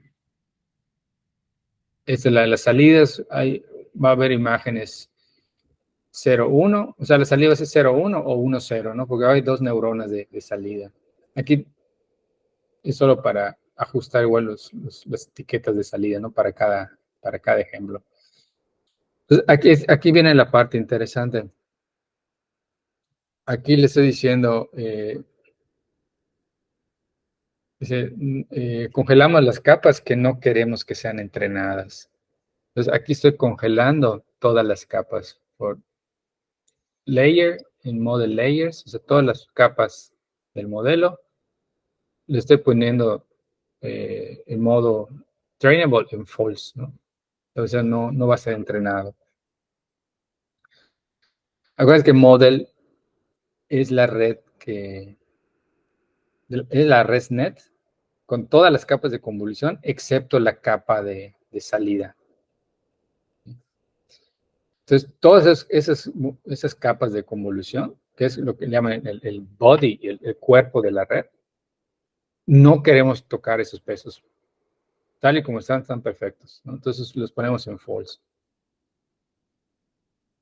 Y entonces, aquí fíjense qué hacemos. Primero agarramos la salida del modelo, o sea, cuando le pasemos una imagen, lo que nos dé como salida toda esta parte de acá de la red, que es el cuerpo de la red, lo vamos a aplanar, lo guardamos pero en X, y luego le damos flatten X. O sea, esto que va a tener como salida, pues va a ser un volumen, ¿no? Así como estamos viendo acá.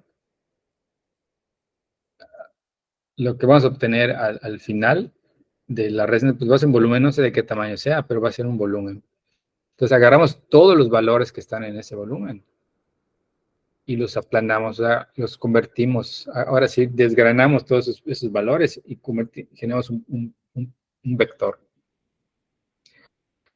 Y luego que le decimos que ese vector nos va a servir para alimentar a una capa de neuronas totalmente conectadas. Una capa con 2 neuronas, ¿sí? Donde su activación va a ser softmax. Para que lo que nos dé esos dos valores de salida sume 1, sea una distribución de probabilidad.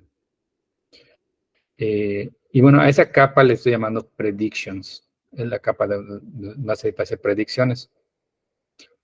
Y ahorita ya, esta prediction va a ser la nueva cabeza de la red.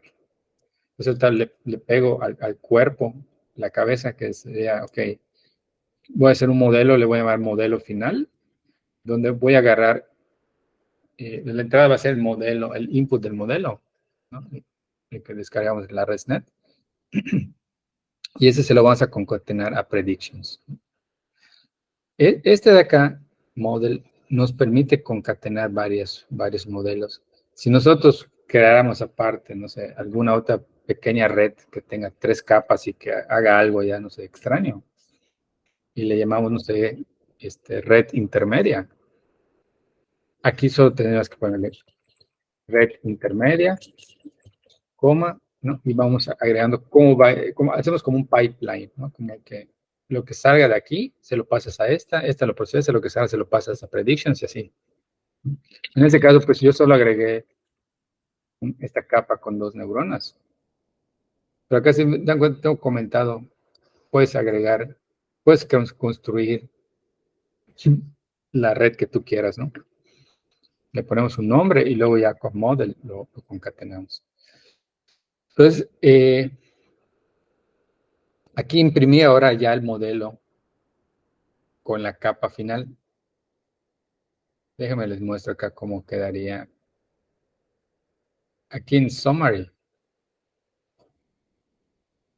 Ahorita van a ver la última capa que se generó.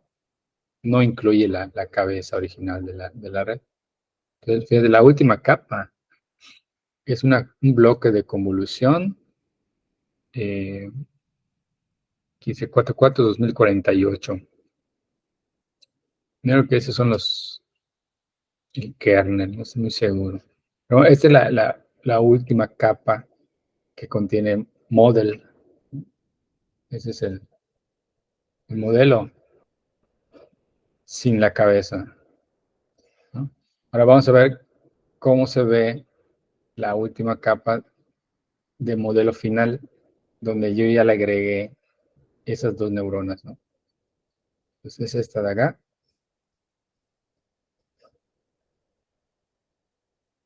Todo eso es idéntico al otro modelo. La única diferencia va a ser la última capa. Es un montón.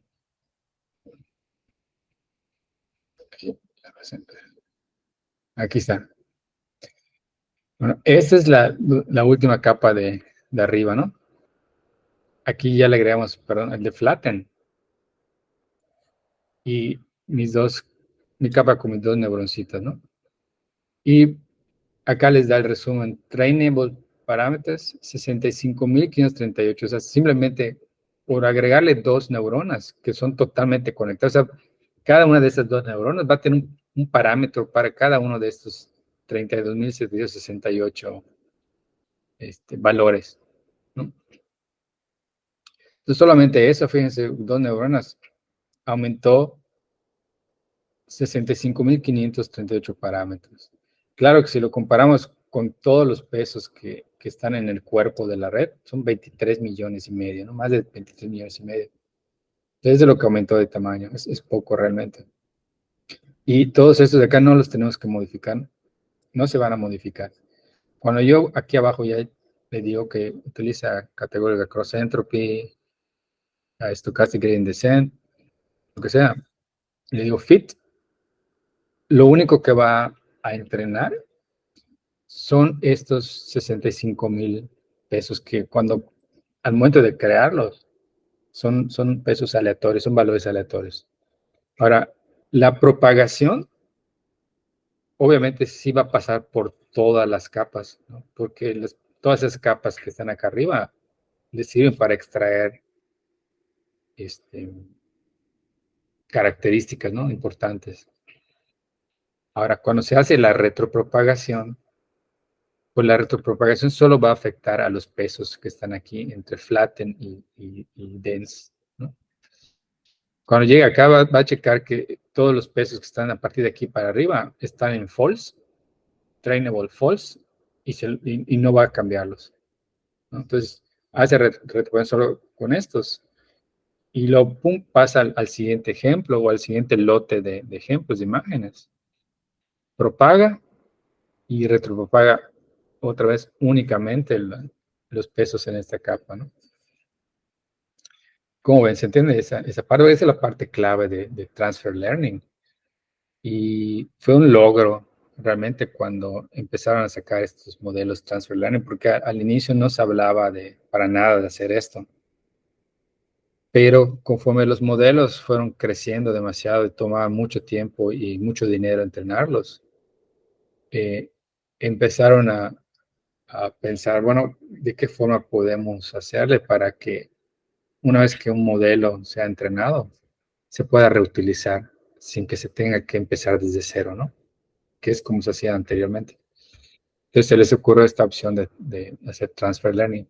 Ahora, lo importante, igual que hay que saber, es que no todas las redes se puede hacer transfer learning.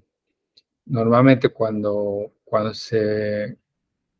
en cuestión de investigación, cuando se propone una nueva red o se baja un artículo para una nueva red que se está empezando a viralizar de que es una topología muy, muy robusta, normalmente ahí ya te especifican si esa red, si es posible hacer transfer learning con esa red o no. Porque no con todas es posible hacerlo. Por ejemplo, con las redes recurrentes no es posible hacer transfer learning. Pero con las redes transformer sí es posible hacerlas. Bueno, igual y por ahí hay alguna red recurrente que yo desconozco, que ya es un híbrido y ya lograron hacerlo, pero en general no se puede hacer transfer learning con las redes recurrentes, ¿no? Con las convolucionales sí. En general sí se puede hacer transfer learning. Y bueno, aquí ya lo entrené con unas cuantas épocas. Bueno, acá me fui de una en una, ni siquiera hice batch training. Me fui de una en una. Y el accuracy, fíjense, es perfecto, ¿verdad? Es del 1, ese es el 100%. Con bueno, solo utilicé más de entrenamiento. No, sí, utilicé validación. Entonces, con las de validación, 93%, ¿no? Entonces, para imágenes nuevas que no estén en ese dataset, esperarías que funcione al 93%, ¿no? Y pues no sé cuánto tardó para ejecutar eso, pero creo que no es mucho, son unos cuantos minutitos tal vez para entrenar. Que pues si hubiéramos tenido que hacer eso desde cero, digamos, de entrada el desempeño no creo que hubiera sido el mismo, porque serán muy pocas imágenes las que tenemos, mientras que el modelo original fue entrenado tantos pesos y la ImageNet, de hecho, bueno, no recuerdo cuántas imágenes contiene, pero sí sé que es grande el dataset de ImageNet. Um,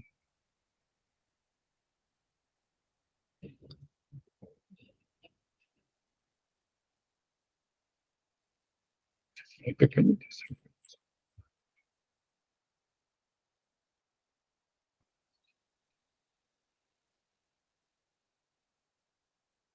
Es que esta red fue inicialmente hecha para cuestiones de procesamiento del lenguaje, porque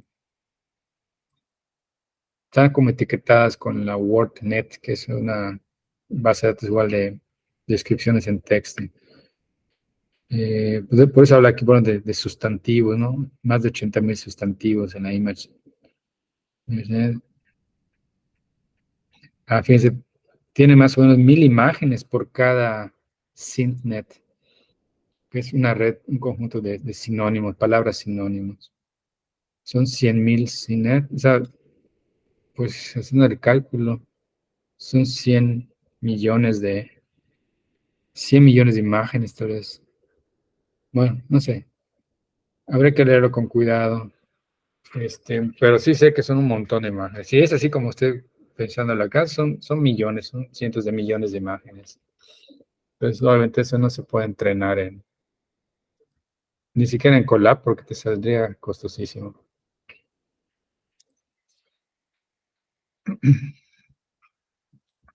Bueno, pues no sé, creo que hasta aquí ya les mencioné lo más relevante de funcionamiento básico de las convolucionales, cómo se utiliza actualmente, transfer learning, dónde pueden conseguir modelos.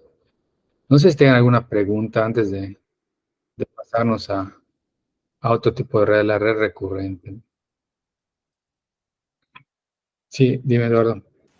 Doctor, con estas redes o con todas las que hemos estado viendo, yo me imagino que nos muestra el código donde se están entrenando y todo. Ya que se entrenó, vamos a decir que está en un estado adecuado para la aplicación. ¿Ya se puede guardar ese archivo o esa información como para ya usarla pues en tu aplicación? O sea, ¿es posible Sí, cargarla o tenerla por ahí en la nube? No sé. sí, sí, sí. De hecho, es la forma en que se hace, ¿no? Normalmente cuando tienes que entrar en una red y sabes que va a tardar horas, lo que se hace es cada determinado número de épocas, no sé, cada 20 épocas, cada 10 épocas, guardas en un archivo, guardas los pesos de la red que se tienen hasta ese momento. Entonces, eso es por si en algún momento llega a fallar, por ejemplo, sobre todo si entrenas en Colab, que de repente te desconecta Colab, no pierdes todo el entrenamiento que hiciste, ¿no? Entonces, no sé, si estás guardando los pesos cada 20 épocas y te desconectó en la época, no sé, 2015, sabes que al menos tienes los pesos de la época 2000, ¿no? Los últimos 15 pues ya se perdieron, pero no perdiste todo. Y de igual forma, una vez que ya terminó de entrenar ese modelo, lo pruebas y dices, bueno, sí, ya se ve como que está funcional, o sea, te puede servir para tu aplicación. pues esos pesos tú ya los debes tener guardados, ¿no? Al final del entrenamiento, guarda los pesos también en el archivo. Y para utilizarlos, pues es solo cargar esos pesos. Normalmente,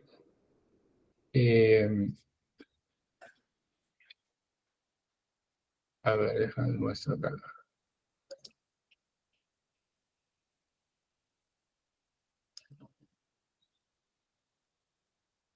Aquí tienes una serie de funciones. Normalmente que utilizamos es este de save, ¿no? Por ejemplo, acá es el model secuencia, tiene una capa con 5 neuroncitas y son softmax. Y le dices guardar el modelo, ¿no? Guardar el modelo, lo que está guardando es todo, o sea, es la arquitectura de la red, o sea, si le pusiste 2 capas o 20 capas.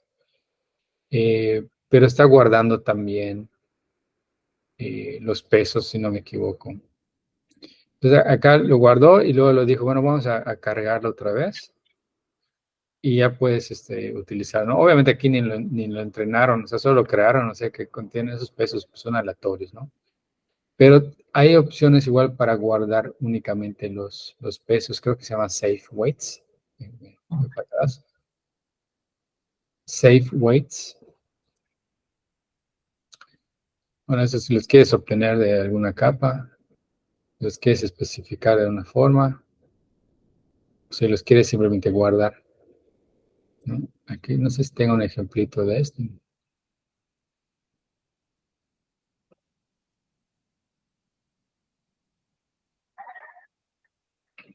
Bueno, no, acá no veo ningún ejemplo. No recuerdo si les compartí alguno de Safe Weights, pero lo voy a checar. Si no lo tengo en los códigos, ya les compartí. Les comparto uno donde hacemos eso, donde guardamos los pesos cada cierto número de épocas. Sí, Rubén. Sí, profe, y si ya tengo ya los pesos guardados, ya sea porque me desconecté o porque decidí entrenarlo, por ejemplo, hasta la época 50, yo puedo seguir entrenando la red con esos pesos. O sea, al principio en vez de ponerle pesos aleatorios, le pondría los pesos que tengo guardados ya. Claro, sí, es la idea de que no empieces desde cero, ¿no? Déjame checo rápidamente. Según yo les había agregado. mm,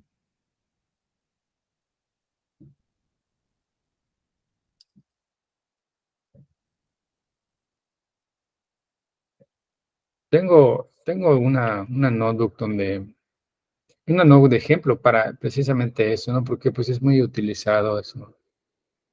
Solo que no recuerdo cuál es y no recuerdo si se los compartí aquí.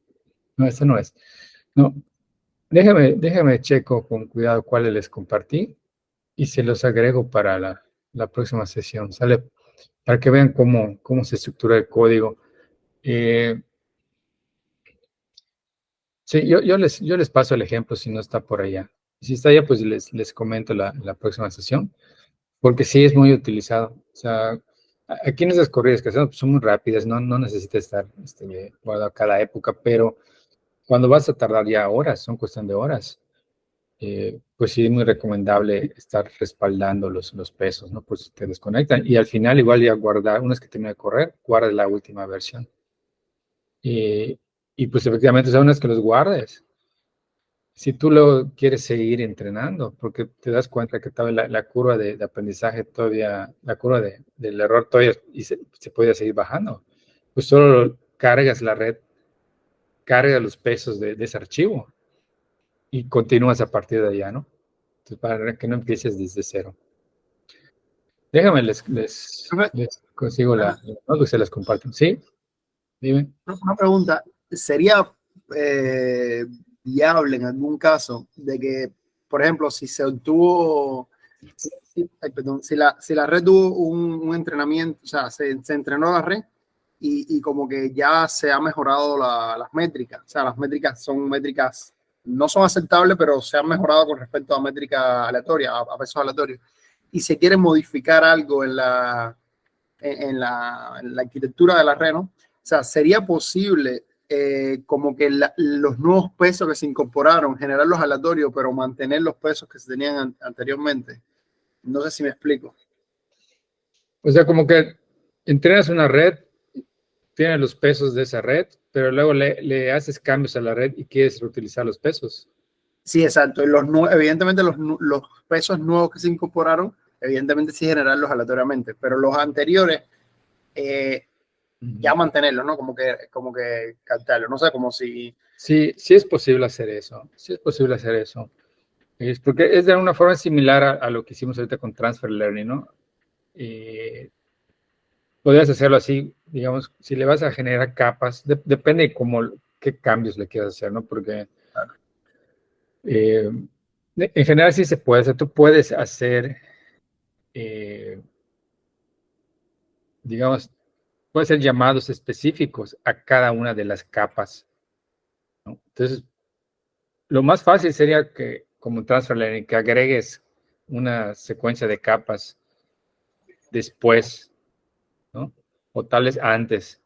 Solo tienes que ver que las dimensiones sean compatibles, ¿no? En esas como que dos redes que vas a concatenar. La red que ya entrenaste previamente, pues carga los pesos que ya tienes. Y a la red nueva, pues le generarías pesos aleatorios. Pero si a ti se te ocurre, por decir algo, no sé, intercalar esa red o agregarle capas intermedias, pues tendrías que hacer referencia a cada una de las capas anteriores. Sí se puede hacer, porque puedes hasta, de hecho, digamos, si a una capa la defines con 10 neuronas, pero quieres pegarle otra sección con otras 10 neuronas, también puedes hacer ese tipo de cosas con Keras. Solo que ya es más técnico ya lo que tienes que hacer, ¿no? Pero de que se puede, sí se puede hacer ese tipo de ecuaciones. Ahora, no sé de qué forma, o sea, ¿para qué querrías hacer algo así tan exagerado como mencioné, ¿no? Estaría muy extremo. Pero para cuestión de agregar después o antes otras capas, ese sí es más fácil hacerlo y sí tendría como más sentido, ¿no? Como en el caso de Transfer Learning, ¿no? Sí, incluso se me ocurre que nosotros podríamos crear nuestro propio, o sea, como si fuéramos a hacer un transfer learning, pero nosotros también podríamos crear la red anterior. O sea, si queremos, por ejemplo, hacer una red que detecte gestos, un tipo de gestos en específico, podríamos nosotros entrenar una red que detecte gestos de forma general y luego utilizarla, o sea, agregarle capas atrás y reentrenarlas, ¿no? Como, Sí, o sea, es lo que tendría mucho sentido, ¿no? Es como, sí, es Transfer Learning, pero nosotros crearíamos, de hecho, el cuerpo de la red, ¿no? El body. claro. Está bien. Gracias, Sí, profe. sí se puede. Bueno, no sé, ¿alguna otra pregunta antes de pasarnos a cambiar de tipo de red? Sí, profe, una pregunta. ¿Y si lo que cambiase fuesen los parámetros de entrada? Por ejemplo, si ya tuvieses la red entrenada para detectar elefantes en la foto, pero si la foto fuese en blanco y negro y ya tienes la reentrenada, y si cambiasen los parámetros de entrada para que la foto fuera en colores, o sea, entraría con 3 dimensiones, los parámetros que ya aprendió ya no servirían o habría que empezar desde el principio. O sea, si la red aprendió a identificar elefantes en blanco y negro y ahora entra un parámetro de entrada nuevo que es el color en la foto, ya los pesos ya no serían relevantes, ¿sí? Bueno, así tal vez no, porque, o sea, digamos, es una red que la entrenaste para procesar imágenes en escala de grises, ¿no? Y de repente dices, oh, quizás que ya tengo imágenes, pero a color. Pero tu red la entrenaste para escala de grises, o sea, con menos información. Tal vez lo que podrías hacer es eliminar esa primera capa que recibe información solamente en escala de grises y reemplazarla por una capa nueva, perdón, que reciba información a color. Pero No creo que funcione muy bien, Rubén, porque, digamos, a partir de la segunda capa, ya fue entrenada, digamos, está especializada para procesar volúmenes generados a partir de escala de grises. Sí, sí, puse Yo creo que sí ese funciona. ejemplo sencillo, pero mi intención fue hacer la pregunta genérica. Si cambia algo en los parámetros de entrada, ya no servirían los pesos que ha aprendido la red, ¿entiendes? Es que en general, o sea, puedes hacerla funcionar, pero el desempeño tal vez no sea muy bueno. Entonces depende de lo que hagas. Por ejemplo, bueno, está entrenada originalmente para procesar imágenes a color y luego tú le pasas imágenes a escala de grises. Creo que funcionaría, eh, creo que funciona mejor ese tipo de cambio a que sea al revés. O sea, una red entrenada para escala de grises y luego tú le pasas a color. No sé.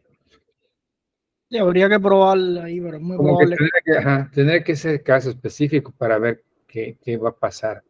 El primer ejemplo es un caso donde tú le entrenaste a color, no, pero ¿cómo era? A escala de grises, y de repente ya tienes más información. Y el otro caso es, le entrenas a color, pero ahora tienes menos información para darle. Habría que ver qué tanto va a sufrir la red. Pero en cuestión de programación, o sea, que tú quieras hacer ese experimento, sí se puede hacer eso de eh, reemplazar capas de entrada por otras capas, ¿no? O concatenarle algo, o sea, verlo como si fuera un preprocesamiento.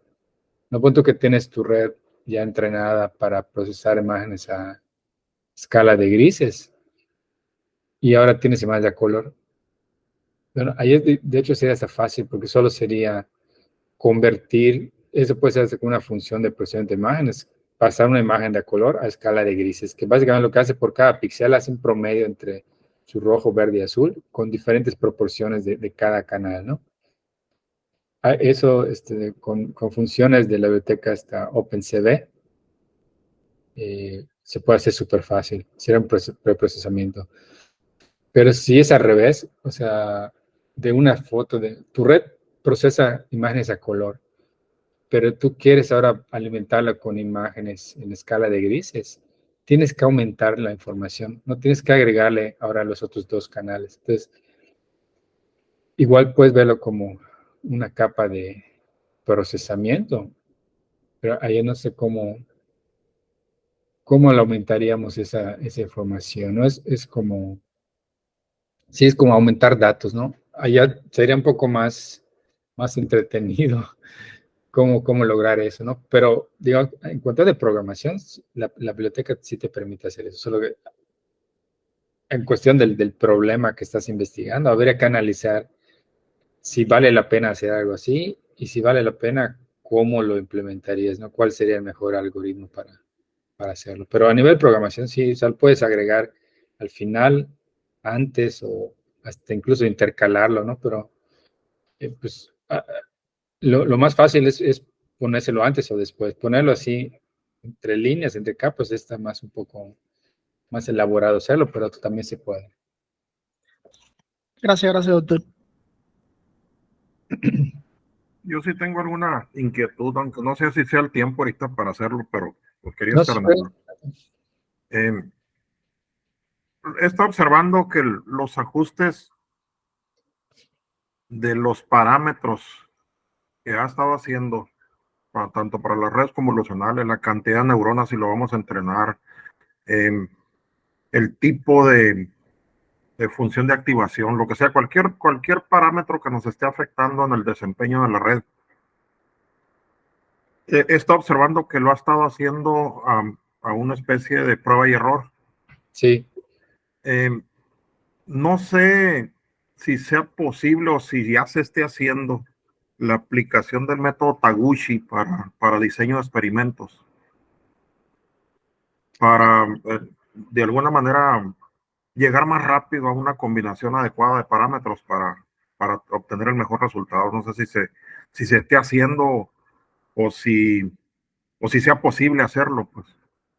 ¿Cómo es esa estrategia? Bueno, lo que pasa, en mi experiencia en la industria me tocó vivir que pues hace 40, 50 años empezaron muchas filosofías japonesas a introducirse en la industria, como el just in time, el justo a tiempo, el poka-yoke, bueno, muchas filosofías japonesas que se empezaron a implementar y que mejoraron, ¿no? Mejoraron el desempeño de las industrias.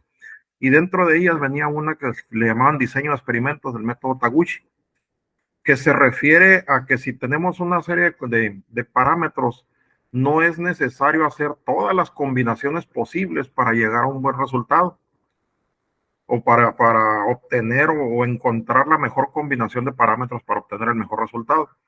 Lo que hace Taguchi es que agarra los parámetros y nada más hace una variación de cada parámetro, tantito para arriba, tantito para abajo, y no hace todas las combinaciones posibles, sino selecciona unas cuantas y a partir de eso dice cuáles son las más importantes y cuál sería la mejor combinación, y llega mucho más rápido a una combinación adecuada.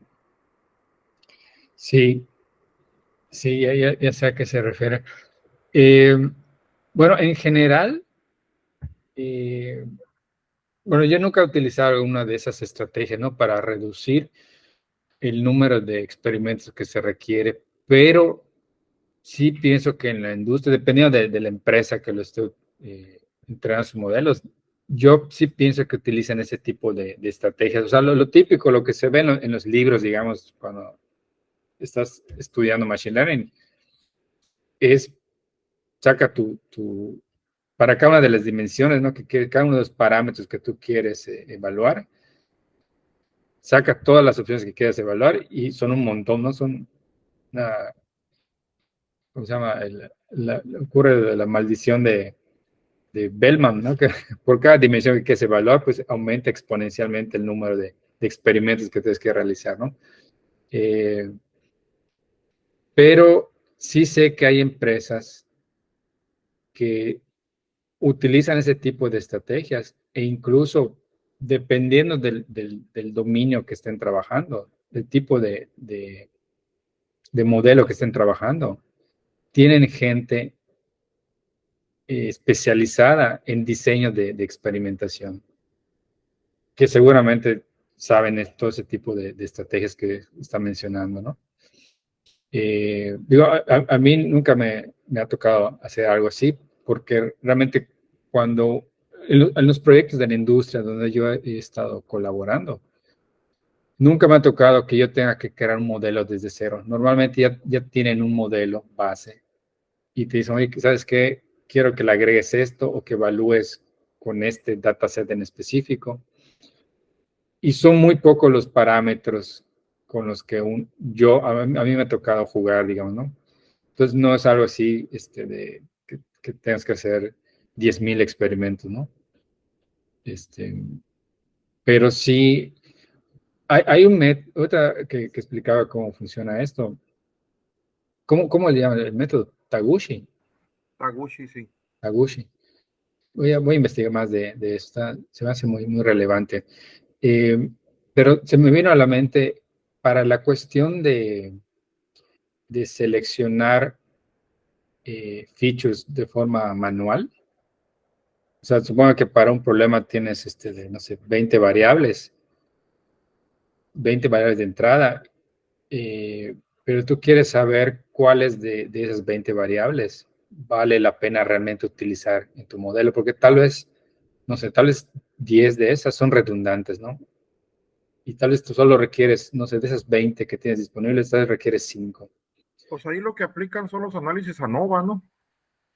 Entonces, yo no conozco por nombre de qué significa eso.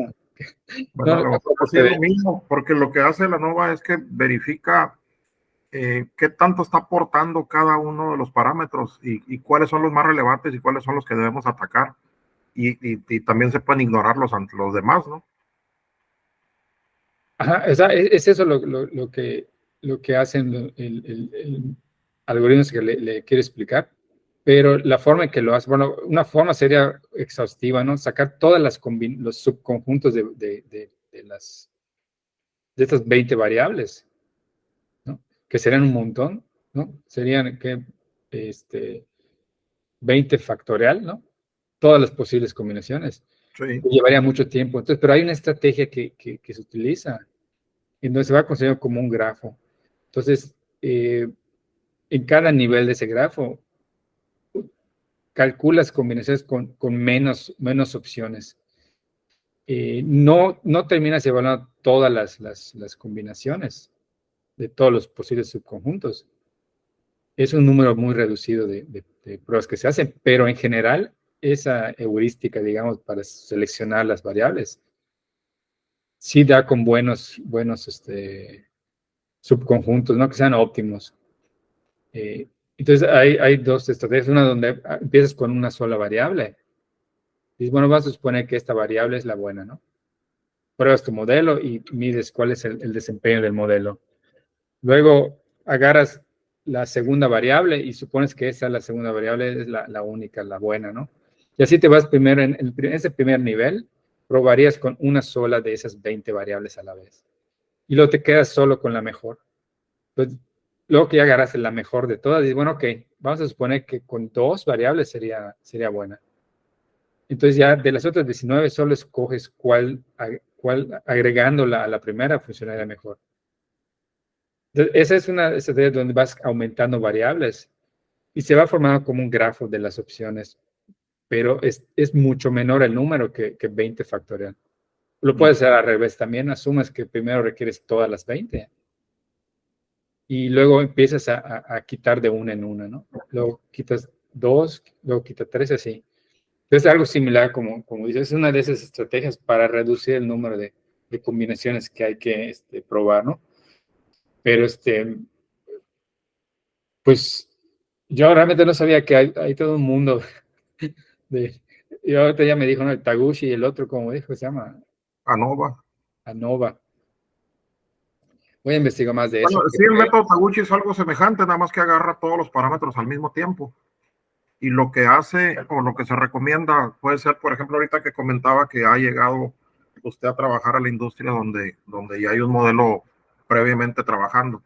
Sí. Aquí también se aplica eso. Por ejemplo, lo que aplicábamos nosotros era en una moldeadora de inyección de plástico, por decir, que tenemos tanto velocidad de inyección, temperatura, presión, tiempo, diferentes parámetros que nos afectaban la calidad del producto. Entonces, lo que se hace con este es que se hace en la primera aproximación al experimento, lo que se hace es hacer una variación burda o gruesa de los parámetros o de cada variable. Después de obtener un resultado, se hace un segundo experimento haciendo una variación más fina de los parámetros ya para ir llegando con unas 3 o 4 vueltas que le demos al proceso, llegamos a la mejor combinación posible, a la mejor,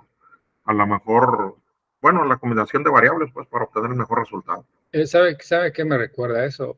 Hay un método que se llama recocido simulado. No sé si ha escuchado de eso. No, ese sí no lo he escuchado.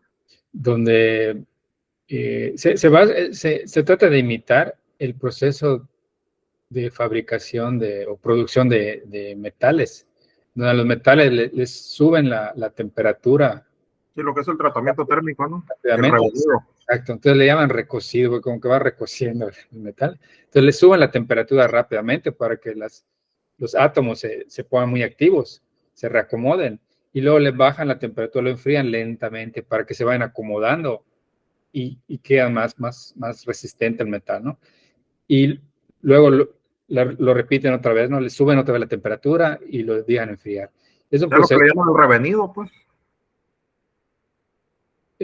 Bueno, no sé si, creo que es eso, pero a mí me lo explicaron como que le llaman recocido simulado, y es ese proceso para producir metales que sean muy resistentes. Entonces, ese proceso físico, digamos, que aplican, hay un algoritmo que emula ese proceso, que se llama, el algoritmo se llama recocido simulado, en donde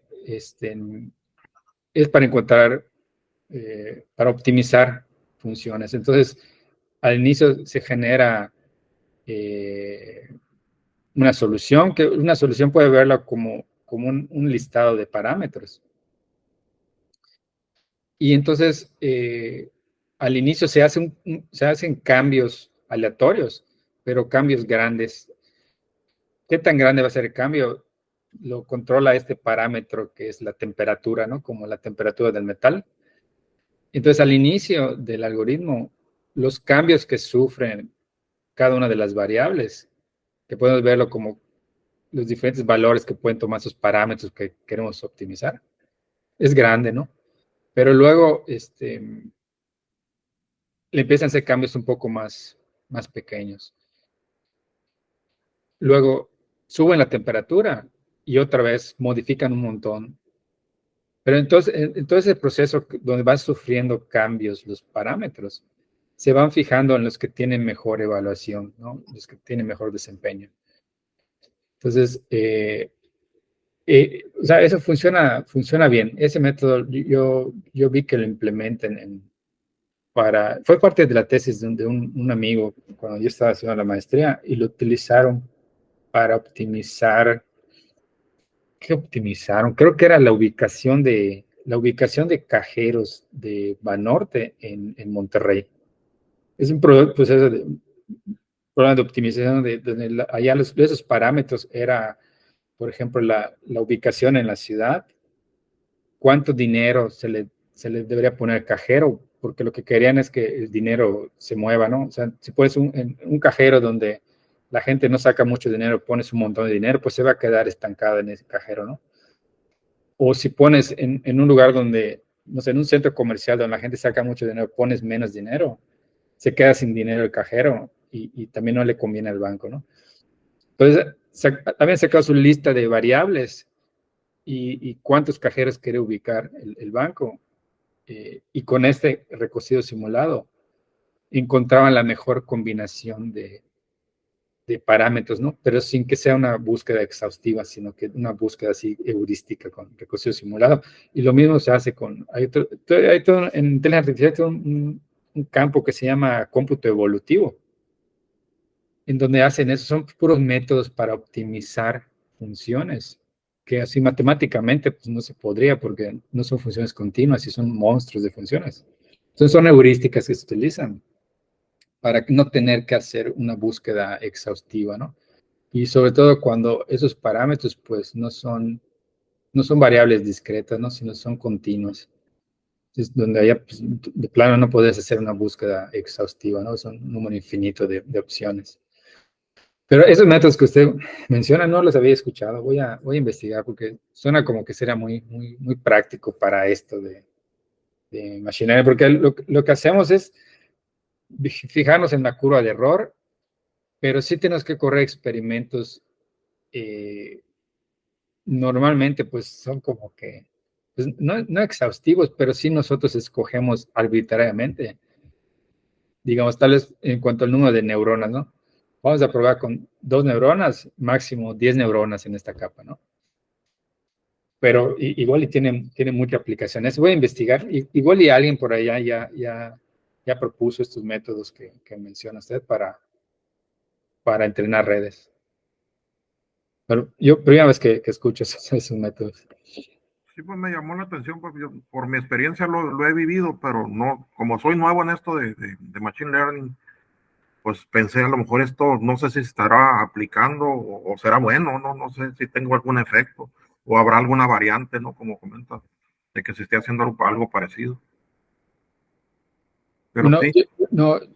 yo no tenía conocimiento de esto, no tengo conocimiento, digamos, pero pues no quiere decir que no existe, no, es un montón de información allá afuera.